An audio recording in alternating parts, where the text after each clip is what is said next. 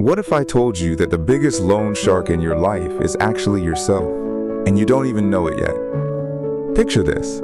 It's Thursday night, your car breaks down, and you need $400 by Monday morning. Your checking account shows $87. Your credit cards are maxed. That familiar knot forms in your stomach as you realize you're about to make another expensive mistake just to survive the week. Sound familiar? You're not alone, and you're definitely not broken. Here's what nobody talks about in personal finance videos. The traditional banking system is designed to profit from your emergencies. When you're desperate, you pay premium prices, late fees, overdraft charges, cash advance interest rates that make your eyes water. Banks literally make billions from people who need money right now but don't have it. They've turned your temporary cash flow problems into their permanent profit machine. Meet Stick Sam, our typical viewer. Sam works hard, pays bills on time most months, but lives paycheck to paycheck like 78% of Americans. When Sam's washing machine died last month, he had two choices: wait 3 weeks to save up, or put it on a credit card at 24% interest. Sam chose the credit card because dirty clothes don't wait for payday. But here's where it gets expensive fast. Sam's washing machine costs $600. At minimum payments on that credit card, Sam will actually pay over $900 for that machine, and it'll take him 4 years to finish paying. That extra $300? Pure profit for the credit card company. Sam essentially paid a 50% surcharge for the privilege of buying something he needed when he needed it. Now multiply that by car repairs, medical bills, home emergencies, and all the other surprise expenses that life throws at working people. Sam isn't making bad choices. Sam is stuck in a system designed to extract money from people who work for a living.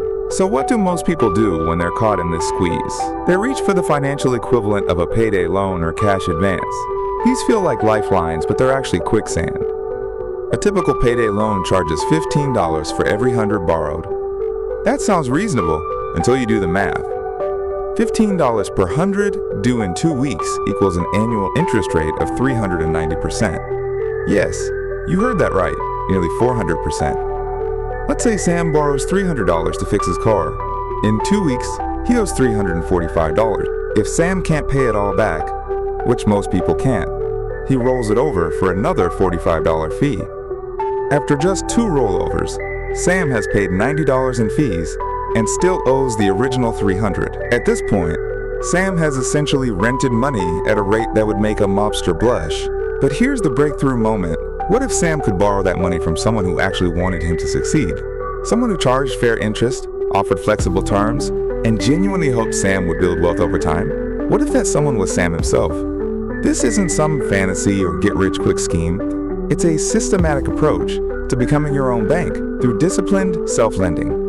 Instead of paying hundreds or thousands in interest and fees to financial institutions, you create a personal lending system where you pay that interest to yourself. Every dollar you would have paid to a credit card company or payday lender goes into your own wealth-building account instead. The concept is surprisingly simple. You create a dedicated pool of money that acts as your personal lending department. When you need cash for an emergency or opportunity, you borrow from this pool at terms you set in advance. You pay yourself back with interest, just like any loan, except now you're both the borrower and the lender. The interest you pay builds your wealth instead of someone else's. Let me show you 3 practical methods to make this work, starting with the simplest. Method 1 is creating an emergency capital fund that doubles as your lending pool. Here's how you set it up. Step 1. Open a separate high-yield savings account and label it your personal lending fund. Step 2. Commit to depositing $50 per month until you reach $1,000. This becomes your lending pool. Step 3. Write yourself a simple borrowing agreement that says you'll pay back any loan within 6 months at 5% annual interest. Let's see this in action. Sam's water heater dies and needs a $400 replacement immediately. Instead of using a credit card, Sam borrows $400 from his lending fund. He writes himself an IOU for $420, payable over 4 months at $105 per month. The extra $20 is 5% annual interest that goes right back into his lending fund. After 4 months, Sam has paid back the loan and his lending fund has grown by $20 instead of shrinking by credit card interest. The safety rules for this method are simple. First, never borrow more than 75% of your fund balance. so Sam could only borrow $750 from a $1,000 fund. Second, if you can't pay yourself back within 6 months, you're borrowing too much and need to adjust your loan amounts or payment terms. Method 2 is formalizing self-loans to fund side businesses or income opportunities. This works when you want to invest in something that should generate money back to you. Step 1. Create a written loan agreement with yourself that includes the amount, purpose, interest rate, and payment schedule. Step 2. Transfer the money to a separate business account and track it completely separately from personal expenses. Step 3. Pay yourself back monthly with interest, treating it exactly like a business loan from any other lender. Here's a real example. Sam wants to buy a lawnmower and trailer to start a weekend lawn care business. The equipment costs $1,500. Sam writes himself a formal loan agreement for $1,500 at 8% annual interest, payable over 2 years at $69 per month. Sam uses his lending fund, buys the equipment, and starts mowing lawns on Saturdays. The lawn business brings in $200 per month. Sam pays himself back $69 monthly, keeps $100 as business profit, and pockets $31 as pure personal income. After 2 years, Sam owns the equipment free and clear. His lending fund has earned over $150 in interest, and he has a profitable side business. Safety rules for business self-loan. Document everything in writing like a real loan and never lend yourself money for business ideas that don't have a clear path to paying you back within 2 years. Method 3 is the advanced strategy of using home equity, but with strict guardrails. This only works if you own a home with equity and have rock-solid financial discipline. Step 1. Establish a home equity line of credit, called a HELOC, for no more than 20% of your home's value. Step 2. Use this only for investments that generate income or for true emergencies, never for consumption or lifestyle expenses. Step 3. Pay back any HELOC borrowing within 12 months maximum. Sam owns a house worth $200,000 and has built up $60,000 in equity. He establishes a HELOC for $30,000, but commits to never using more than $15,000 at once. When Sam identifies a real estate investment opportunity that requires $10,000 down and will generate $300 monthly in rental income, he borrows the $10,000 from his HELOC at 4% interest. The rental income more than covers the HELOC payment, and Sam pays off the line within 8 months from the rental profits. The safety rules for HELOC self-lending are non-negotiable. Never borrow more than you can pay back in 1 year from existing income, and never use home equity for anything that doesn't either generate income or solve a genuine emergency. Your home should never be at risk for lifestyle purchases or speculative investments. To track all of this, you need a simple lending ledger.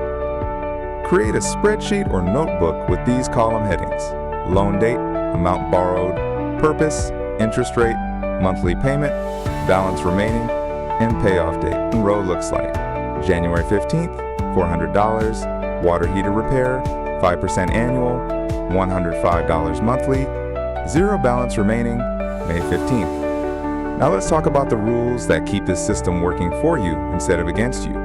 Always write down the terms before you borrow, even if you're lending to yourself, especially because you're lending to yourself.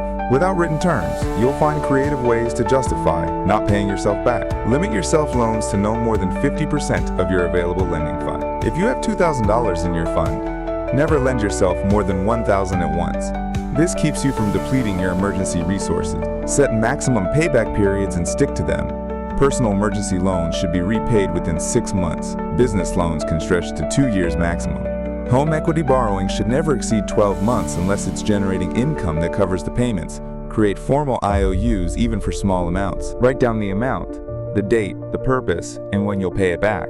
Treat these as seriously as you would a loan from your parents or a friend. Here are 2 cautionary stories to keep you grounded. Sarah started self-lending responsibly, borrowing $300 from her fund to fix her car. She paid herself back diligently for 3 months, then got comfortable and stopped making payments. 6 months later, her fund was empty and she was back to using credit cards for emergencies.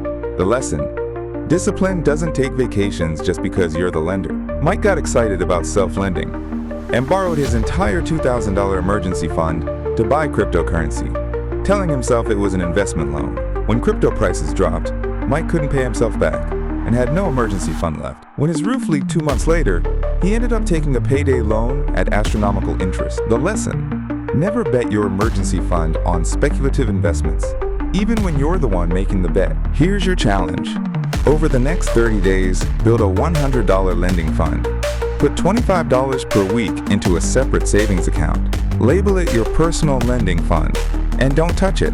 In week 4, when you have your $100, practice the system by lending yourself $20 for something small, like a coffee date or a book you want. Write yourself an IOU for $21 payable over 4 weeks.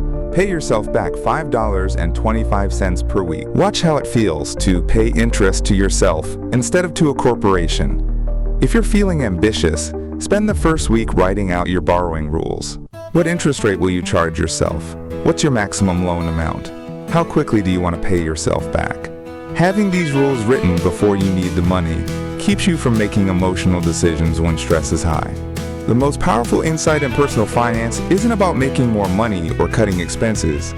It's about changing who profits from your financial needs. Every time you pay interest or fees to someone else, you're funding their wealth building at the expense of your own. When you become your own bank, those payments build your future instead of someone else's yacht payment. Ready to stop being your own financial victim? Try the 30-day challenge and let me know how it goes in the comments. If this system helps you keep even $50 that would have gone to fees and interest, you've won. Hit the like button if you're tired of paying premium prices for your own money.